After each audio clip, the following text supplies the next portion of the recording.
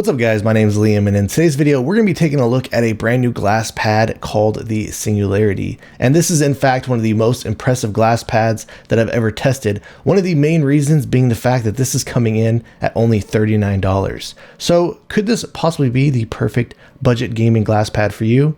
Let's check it out.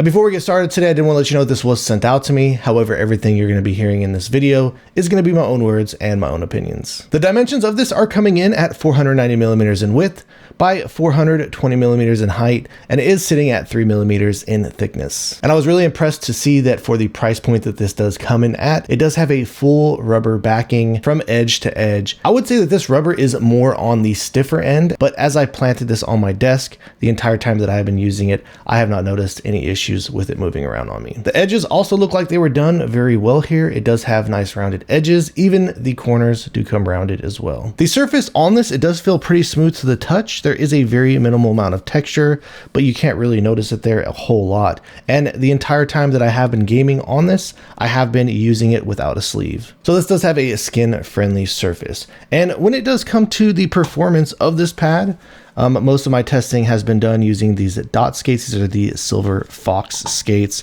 from Unusual Sports. The performance of this glass pad is categorized as balanced, and I would say that that's a pretty fair description of it.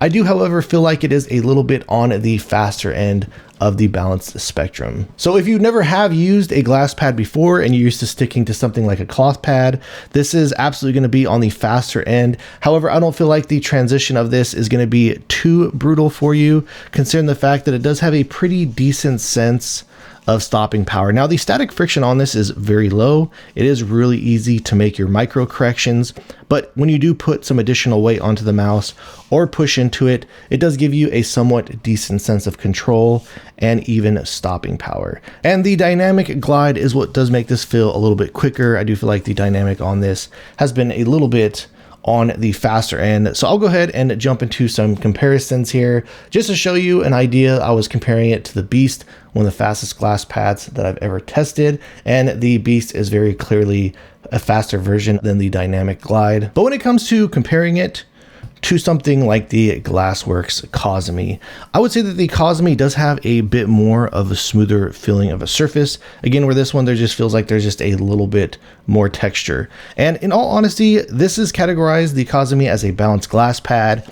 The static here doesn't feel a whole lot difference between both of these. I do kind of feel like I get just a tad bit more control over here on the Kazemi. Where I do feel like the difference is between both of these pads is on the dynamic glide. For the Kazemi, I do feel like it has a bit more of a slower and controlled dynamic glide, where over here on the Singularity, it does feel a bit quicker to me, and I definitely noticed it as I was testing them back and forth next to each other in gameplay. So I'll go ahead and drop a glide test comparison versus the Singularity and the Kazemi. All right, guys, so that about wraps things up on the Singularity.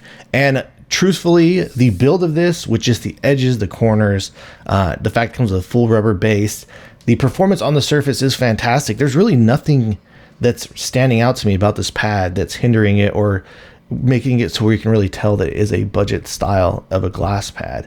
So, I mean, with that being said, you know, who would I recommend this pad for? In all honesty, I would recommend it for anybody. The fact that you can pick this up for $39, and a shameless plug that I'll throw out there is if you use code AimAdapt, it will actually knock a couple of additional dollars off for this. So yeah, just coming in at the price point that is coming in at, if you collect glass pads, interested in trying something out, if you've never tried out a glass pad before, the fact that just about all of them would get near the $100 price point range, the fact that you could pick this up for so much cheaper, again, if you've always had that itch to try out a glass pad, I really feel like now would be the perfect opportunity to do so, considering the fact that this comes in at such an excellent price and the build on it really is that great. So if you guys have any additional questions or feel like I left anything out, please let me know down in the comments below.